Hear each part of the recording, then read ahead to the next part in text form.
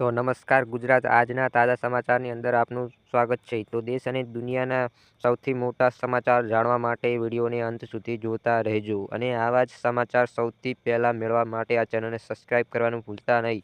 તો મિત્રો, આજના પ્રથમ સમાચાર વિશે વાત કરીએ તો વરસાદ અને ઠંડીને લઈ નવી આગાહી કાને આવી ગઈ છે. મલાલ પટેલની શું વાત કરવામાં આવી છે, જેના વિશે વિસ્તારથી વાત કરીએ. ફટાફટ તો મિત્રો, તમે જાણો છો કે અત્યારે શિયાળો ચાલી રહ્યો છે અને છેલ્લા 4-5 દિવસથી મિત્રો ગરમીમાં વધારો થઈ રહ્યો હતો અને મિત્રો ખાસ કરીને ઠંડીમાંથી લોકોને રાહત મળી હતી. પરંતુ હવે મિત્રો ફરી એકવાર કડકડતી ઠંડી માટે તૈયાર થઈ જજો, કારણ કે 4 ડિસેમ્બરથી ગુજરાત રાજ્યમાં ઠંડીનો પારો ઊંચો થશે અને એમાં અંબાલાલ પટેલ દ્વારા મિત્રો આગાહી કરતા જણાવ્યું છે કે બંગાળની ખાડીની અંદર જે ચક્રવાત વાવાઝોડું સર્જાયું છે તેને કારણે મિત્રો ઠંડા પવનો ફૂંકાવાના છે અને એના કારણે ખાસ ગુજરાત રાજ્ય પરથી હવે મિત્રો જે છે તે ઠંડી ઉચકાવાની અને વધવાની છે. ત્યારે બીજા નંબર પર વરસાદને લઈ પણ અંબાલાલ મિત્રો આગાહી કરી છે. ખાસ કરીને ગુજરાતની અંદર 8 થી 18 ડિસેમ્બરની વચ્ચે, એટલે કે 8 થી 18 તારીખની વચ્ચે બંગાળની ખાડીમાં સર્જાયેલા વાવાઝોડાના કારણે ગુજરાત રાજ્યમાં માવઠાનો ખતરો બની રહ્યો છે અને ખાસ ગુજરાત રાજ્યની અંદર 1 ઇંચ જેટલા વરસાદી ઝાપટા છે જે તે મિત્રો ખાસ કરીને 8 થી 18 તારીખની વચ્ચે આવી શકે છે તેવી મિત્રો અંબાલાલે આગાહી કરી. તો ત્યાર પછીના મહત્વના સમાચાર વિશે વાત કરીએ તો મોદીજીએ 16 લાખ કરોડ માફ કર્યા, જેના વિશે વાત કરીએ તો રાહુલ ગાંધીએ મિત્રો પ્રધાનમંત્રી મોદી ઉપર શાબ્દિક પ્રહાર કરતા જણાવ્યું કે નરેન્દ્ર મોદીએ કેટલાક અબજોપતિઓના દેવા માફ કર્યા છે. જેની વચ્ચે મિત્રો રાહુલ ગાંધીએ જણાવ્યું કે ખાસ કરીને ઉદ્યોગપતિઓ જે છે તે અને જે અબજોપતિઓ છે તેના 16 લાખ કરોડ દેવા જે છે તે લોન જે છે એ મોદીએ માફ કરી રહ્યા છે.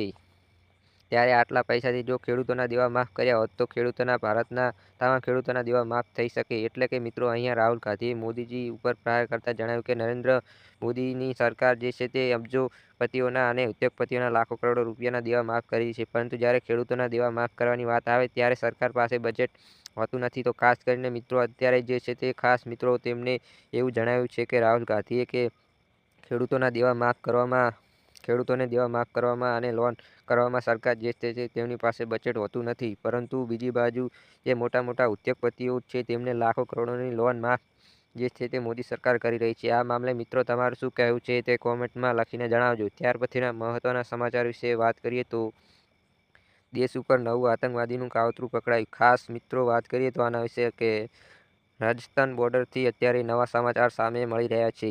દેશમાં મિત્રો આતંકવાદીનો ખતરો જે છે તે લગાતાર બની રહ્યો છે. ત્યારે તમને જણાવીએ તો દિલ્હીની અંદર જે બ્લાસ્ટ થયો ત્યાર પછી લગાતાર ઇન્ડિયન ફોર્સ જે મિત્રો ખાસ કરીને આવા આતંકવાદીઓના ઝપાડવાની પ્રયાસ કરી રહી છે. તેની વચ્ચે ફરીદાબાદ મોડ્યુલ જેવું જ મિત્રો રાજસ્થાનમાં પણ જોવા મળ્યું કે જેવી રાતના દિલ્હીની અંદર બ્લાસ્ટ થયો ત્યારે ત્યાંથી મિત્રો વહેલી સવારે જે પ્રસાદ મળી આવ્યો હતો તેનાથી મિત્રો બોમ્બ બને છે. તેવું જ સેમ ટુ સેમ પદાર્થ આજે જે છે તે મિત્રો રાજસ્થાનમાંથી મળી આવ્યો છે અને કહેવામાં આવી રહ્યું છે કે એટલો જથ્થો મળ્યો કે જેનાથી 10 કિલોમીટર વિસ્તાર જે છે તબાહ થઈ શકે. એટલે કે લાઇનમાં મિત્રો 10 કિમીની રેન્જમાં આવતું તમામ જે મિત્રો વિસ્તારમાં તબાહ કરી દે એટલો બોમ્બનો જથ્થો જે છે મિત્રો ખાસ આજે મિત્રો રાજસ્થાનમાંથી મળ્યો હતો.